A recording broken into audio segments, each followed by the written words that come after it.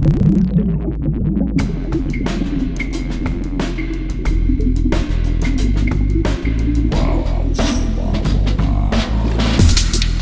listening to ArTEEtude, a podcast with artists created and produced by Detlef Schlich, a visual artist and ritual designer, living and loving in West Cork, and best known for his essay about the cause and effect of shamanism, art and digital culture.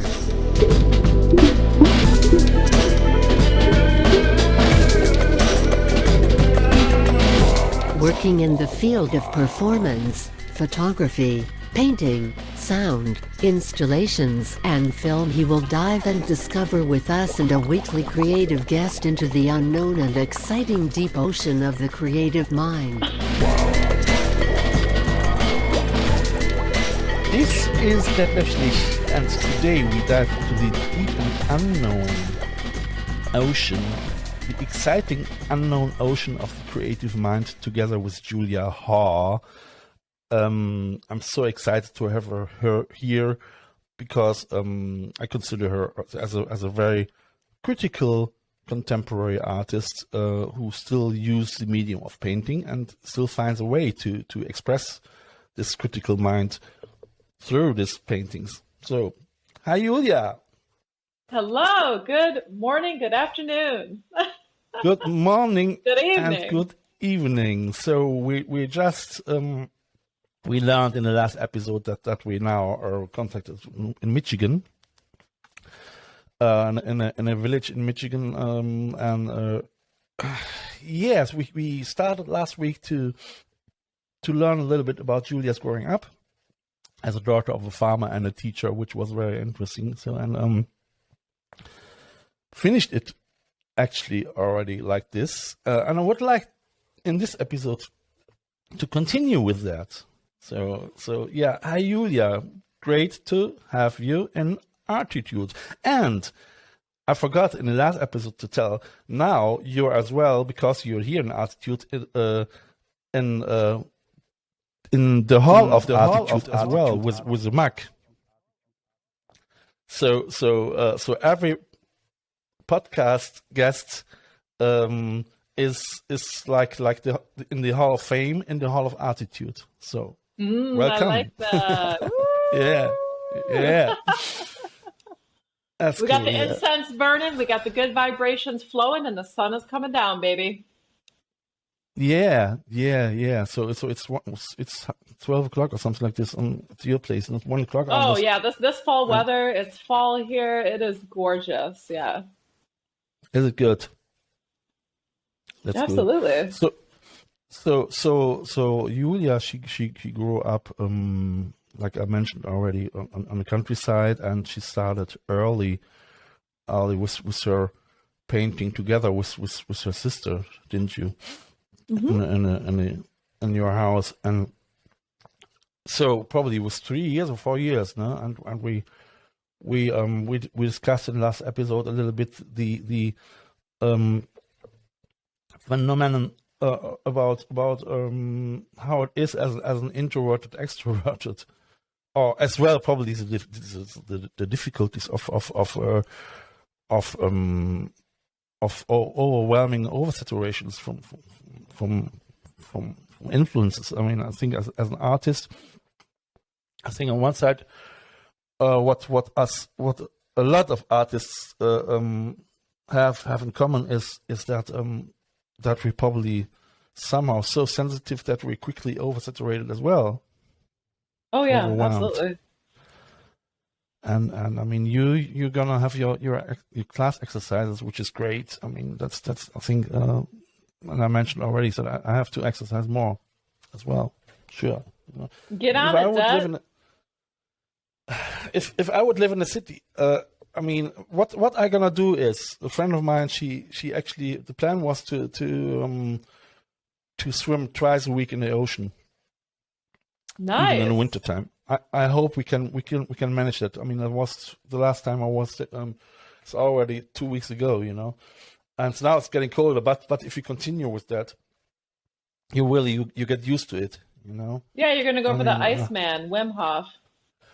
Somehow, yeah. I mean, I did in 2012, I saved the world with my performance, World Saving Art.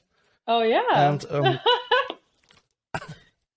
I was covered into seaweed, and people dragged me over a 10-meter wide canvas, and I mean after I was covered with color, you know. So I did actually a live painting, you know, was getting drawn over this part, and then I disappeared. It was the 21st of December. I disappeared in the ocean. No way.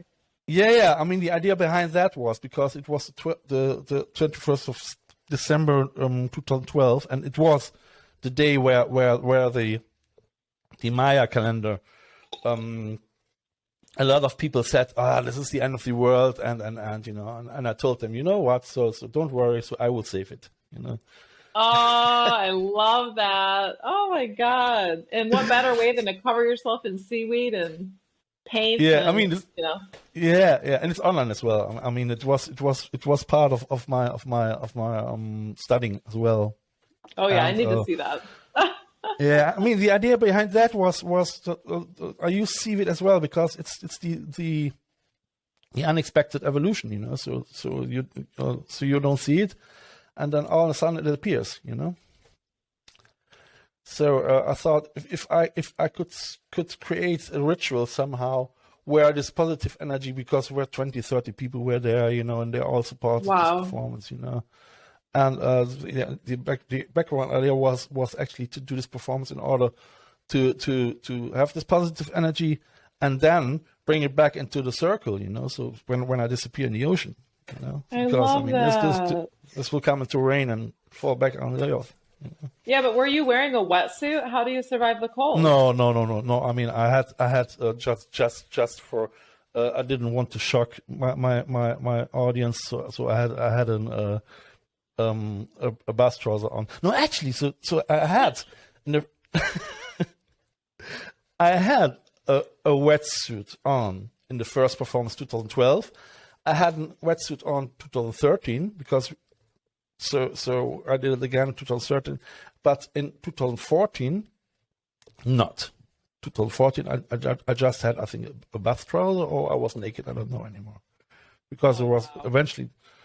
And it was great. I mean, it was so relieving. I mean, 2013 was still 2014 was the last time when I did it, and it was so relieving. You know, I mean, friends, they I was getting covered again into paint. You know, so one was banging the drum. You know, and it was such an ancient ritual. You know, that you feel really like newborn after that. You know. Amazing. I jumped in or it wasn't a lake, but there's a lake. If I'm not sure if you know Michigan, but it's surrounded by 5 lakes. It's shaped like a mitten, and it's surrounded by 5 lakes. And so when I was living in Chicago, they had the polar plunge, where on January 1st you have an opportunity to jump into the lake with a bunch of other people. And I went, and it was like -0 Fahrenheit. It was whipping wind, there was ice and snow, and I jumped in the lake. And I wouldn't necessarily say it was relieving because it was insane. Like, it was so cold. It was like there was ice in the water, and I would probably do it again though, because I'm insane. But yeah, I mean, I hope that my friend, because I don't have a car. I don't have a driving license even. You know, so I rely somehow as well to friends, and they come and get me, and we're gonna do things together. And this friend, she wants to swim as well. I mean, she's an amazing swimmer, you know, and she doesn't mind actually to go into the cold water. Sometimes she's an hour in the water, you know, swimming. You know, she's as well from Germany. So actually plan is to go once or twice a week, but maybe once, you know. So, but even that, I would be happy with this, you know, because this is so energetic, you know. So It's cool. I mean, and we have a lovely remote beach, you know. So it's not dangerous to swim there, you know, because we have some beaches over here. We have some beaches over here where it's really dangerous if you're gonna go in the open water, you know. So people underestimate that, you know. Oh wow, are there a lot of drownings around there? A lot of what? Drownings. Drownings. Yeah. Oh yes. Oh wow. It's often tourists as well, you know. I mean, we are surrounded with a lot of cliffs, you know, and then if they go too close to a cliff, and even if the weather it looks like it's somehow calm, you know, but if you get the wrong wind, you know, so it's. Oh my God. So it's your way. If you're not gonna know that, so I'm not gonna go in too close to the edges, you know. Yeah, that's wild. Or, you know, maybe you're taking a selfie, you know. And then maybe you a last selfie. Go over the cliff. Yeah. Yeah. I mean, a lot of people die that way, you know. Honestly, you probably. I think I can imagine that. Is there a statistic? Oh, I'm not sure, but I've read stories.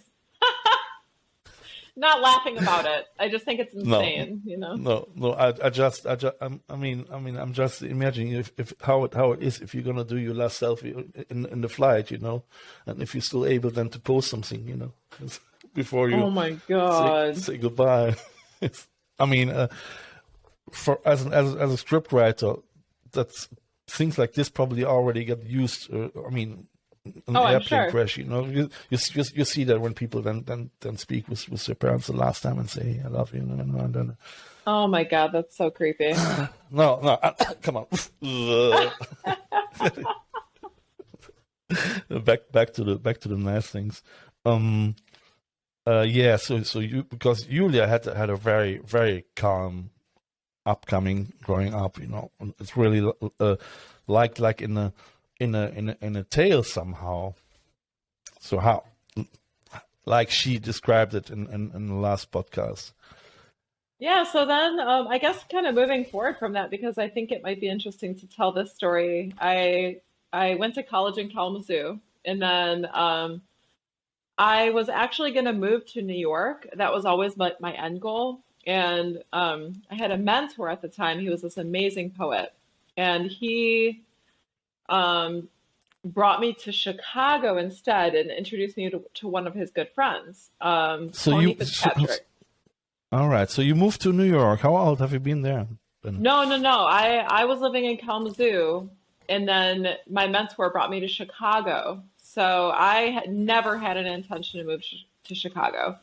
And he introduced me to Tony Fitzpatrick, and Tony influenced me as a young artist in such a way that I decided to move to Chicago instead and develop my work and develop my voice. And I ended up working for Tony. So that was really, after college, that was really invaluable education for me, because I had never worked for a famous artist before.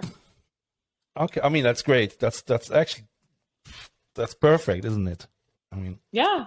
So basically all I was doing was getting yelled at all day and getting him iced coffees, you know? But that wasn't, listen, okay, it was more than that, but that was invaluable, because what that gave me was it provided me witness to the amount of dedication it takes to be a full-time artist. Because Tony was selling his works for $20,000, you know, small scale works. I was like basically cutting out shapes, painting in backgrounds, and then when I left Tony, or rather he let me go, I only worked for Tony for a while. I worked for another artist, and then I worked for a film director. His name is Steve Conrad. A lot of people probably have seen his movies. He did The Secret Life of Walter Mitty.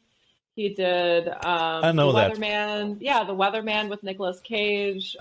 He actually is a big collector of my works. He has 7 of my paintings. So I worked for him for a while.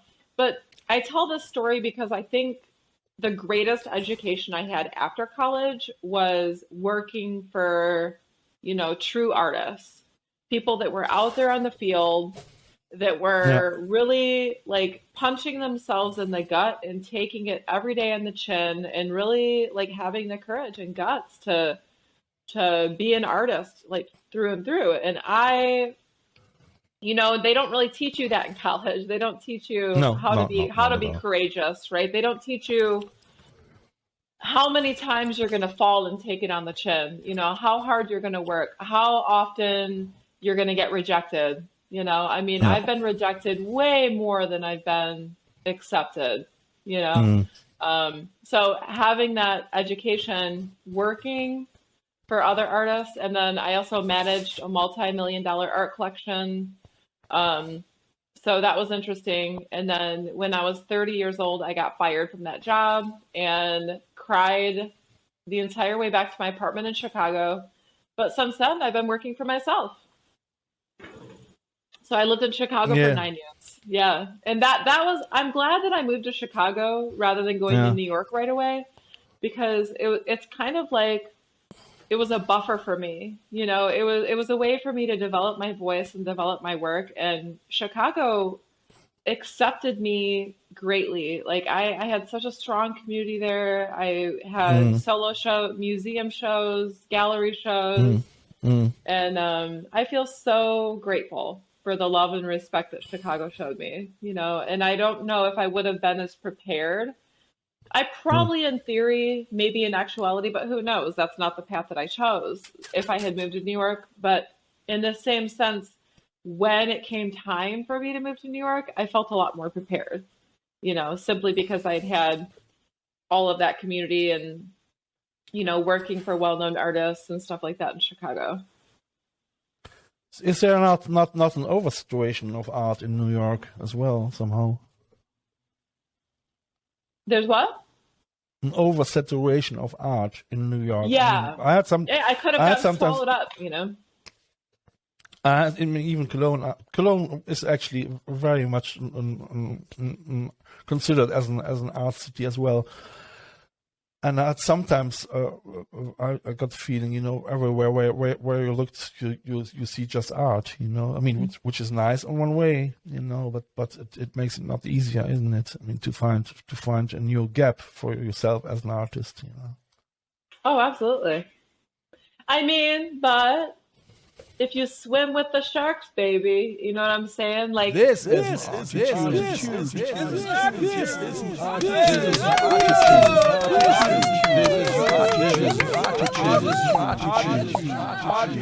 for here, like in Kalamazoo, that's fine. I could show my artwork, but at the same time, I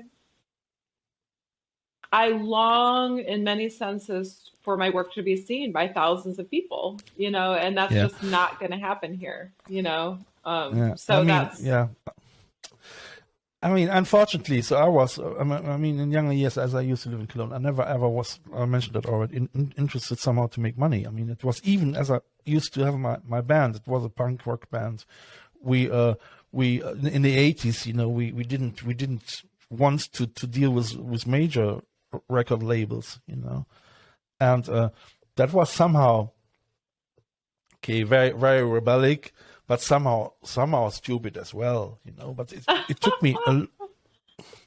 took me a long time, to understand actually somehow what I'm gonna do. I said, Detlef, what do you want, So I mean, if you want to make an income as an artist, you have to find ways somehow to find a compromise, because then later, I mean, first of all, I start to sing in English, and then in my 30s, I changed and I used to sing in German, and then I found a record company who supported me, So, and I was already 33 or so, and I said, okay, I try that, and if I come in the next 2 years with this song and to the charts, I'm gonna go 10, 20 years on tour, and after that I'm gonna go in rehab, because that sounds about right. Because I mean, it was for me, being on stage was great, but it was always as well a lot of pressure behind that, adrenaline and all that, So I mean, it was actually In my life as a DJ and there were always parties involved, and you're not gonna do a party with Coca-Cola, so that's Do you drink anymore, or did you give up like partying and stuff like that? I'm not gonna go to parties. I mean, if the last party was already like 3 years ago, and I'm never gonna make a party, then I really have a party. That means, loud music still influence me, and I can so it's very energetic, But let's take it like this. I mean, I'm gonna going. We have 20 years different. I'm 59 now. And if I would had still the same parties like 20 years ago, so I would be a wreck, so that doesn't work. Oh, totally. Oh my gosh. So, No, same for me. Like even like 10, 15 years ago, no way. Like I give myself like long periods of sobriety and peace and and then I'll go, like there'll be like a week or two where I'll have drinks and I'll be very social and I'll go to a bar. But no, like ragers, you know what I mean? Like I stayed up till 2 a.m. a couple weeks ago, and I was like, oh my God. I'm like, wow, I stayed up late. I mean, my biorhythm currently is so destroyed, Really? I tell you. I mean, yeah. I was set today. I made set because I didn't have a talk as last week. So I made a reflection about my former talk last Saturday, and I procrastinated it until Saturday 5 o'clock. So, but my other plan was as well to have a huge house cleaning, So nice. Finished the podcast at 7 and edited it and did the promotion up to 9, So it started at 9 o'clock in the evening to clean the place. Just dropping the floor, because I'm allergic against dust, and it was really it needed it, Yeah. Finished that 12:30 in the night, but due to this action, I need then after that a bath, So I had my bath at 1 o'clock in the night. It's up to 2 o'clock. Like what you hear so far? Make sure you never miss a show by clicking the subscribe button now. This podcast is made possible by listeners like you. Thank you for your support. Now back to the show. But I can get up as well at 8 o'clock in the morning, but if I don't have to, so I'm gonna go up later and stay then up to 12 or 1 o'clock in front of my computer and working there, Uh-oh. So so you're all out of whack. Huh? So your biorhythm is kind of like from that moment, just out of whack. Currently, totally. At least I'm not smoking since 12, since 2008, and 11 years anymore. Cigarettes? Yeah. Oh, I was good for a strong smoker. I was a strong smoker. I mean, I had when I was working in Photoshop or so, between 20 and 40 cigarettes, coffee, and wine, No so that way. was I couldn't breathe anymore. Yeah. It was really it was rock and roll life, I mean. Yeah, good. I'm glad you quit smoking. Do you drink alcohol anymore these days? I still love my wine. Yes. Oh, what, red wine or white wine? Actually, red wine. Yeah, what kind of red wine? It's different. I mean, I like Chianti. I like Sangiovese di Toscana. So I like the wine from Tuscany. It's a nice one. Yeah, Tuscany, often Grenache, the blackberry wine as well. So I don't like too much the what is it? The it's not Merlot. It's Malbec. Oh, you don't like Malbec? Because Malbec, if Malbec is not, if you get the cheaper one, I mean, you have to pay €10 and more for a good bottle of Malbec, because the cheaper ones, they taste a little bit like mullet wine, Oh, and really? I still I still can taste the cloves, and they for me somehow over produced from with herbs. So I'm not. I mean, but if it's a good Malbec, then I like it. Yes. So I prefer more direction. Have you ever had Chianti. okay, so I love Spanish wines. Have you ever had a good Tempranillo? But I like Tempranillo as well. Yeah, sure, Yeah. sure. It's great. So Recently I had a beautiful, it was a rosé, but it was made with a Tempranillo grape. Oh, I'm telling you. And it was a good rosé, like a dry, because I like a dry wine, you know? So it was, I don't sure. like the overly, I hate the sweet wines. I can't, No, you know. me neither. No, Yeah. no, not at all. No. All I right, mean, you and I would get along, man. When I come to Cork, man, we'll cork a couple good bottles of wine in Cork. we probably met better in Tuscany or somewhere, because here in Ireland it's wine is far too expensive, you know. So I still have in mind. I would like to do a wine tour through Tuscany, you know, because Oh, that'd be so beautiful. I've never. it's I've never actually even been. it is actually the Tuscany is actually, Venice is as well part of the Tuscany. So the Biennale is in, I think Venice is in Tuscany. Venice and Pisa, isn't it? And Florence. So they are part of the Tuscany. So, love. Have you ever been in Venice? No. You've never been on the Biennale?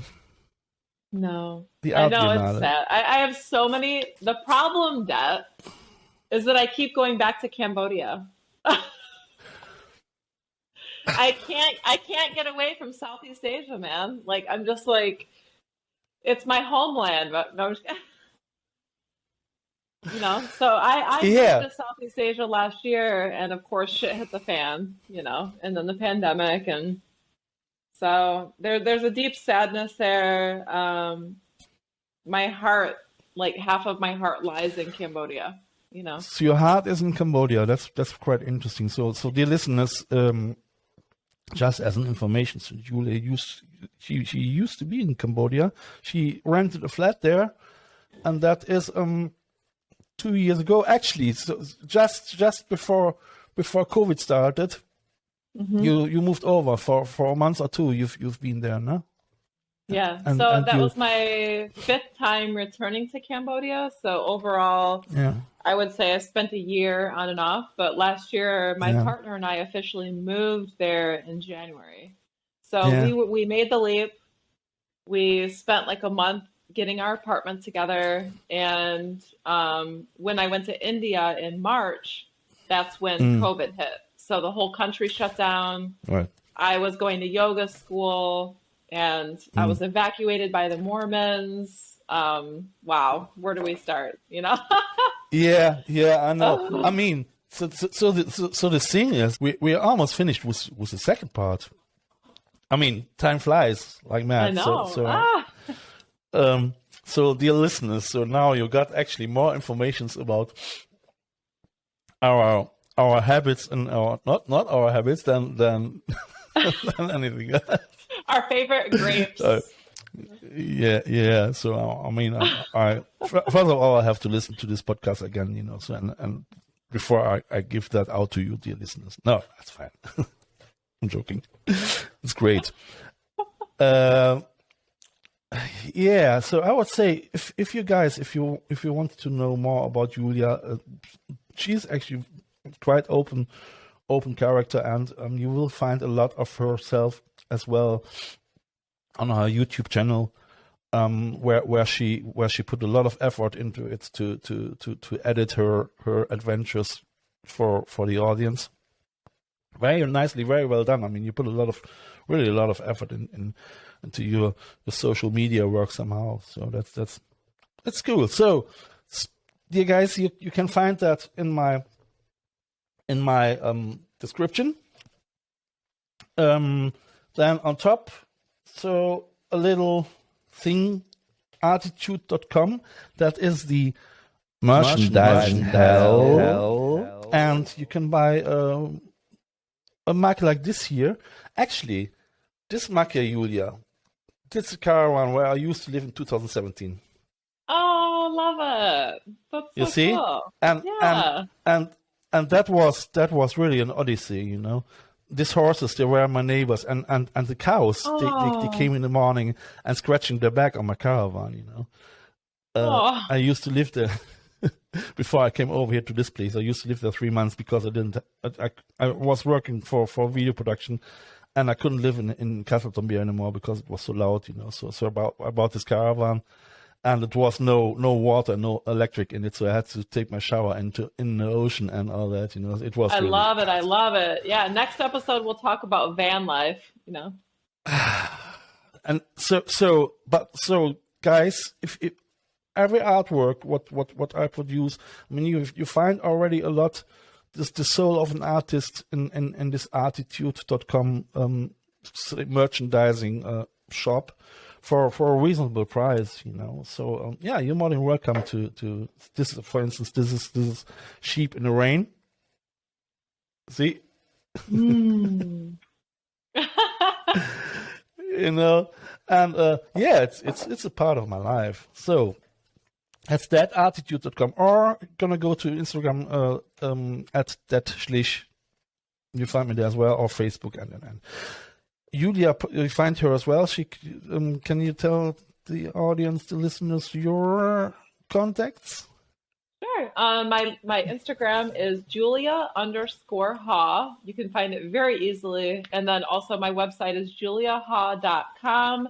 And my YouTube is a painter's vlog. So if you just type that in, or my full name, Julia Haw, you can find it pretty easily. Yeah, and you find a lot of more about her life and over there.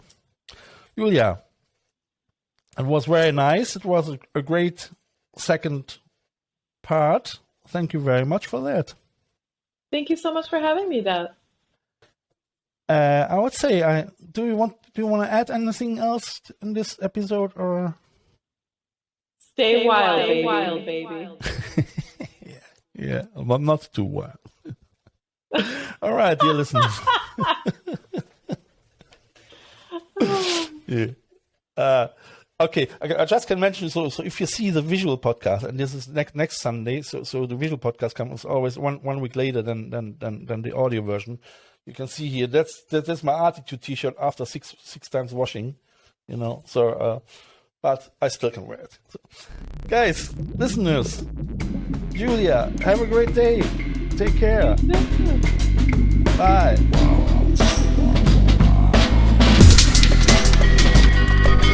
You have listened to ArTEEtude, West Cork's first art, fashion and design podcast. ArTEEtude, never so close again. That was too close.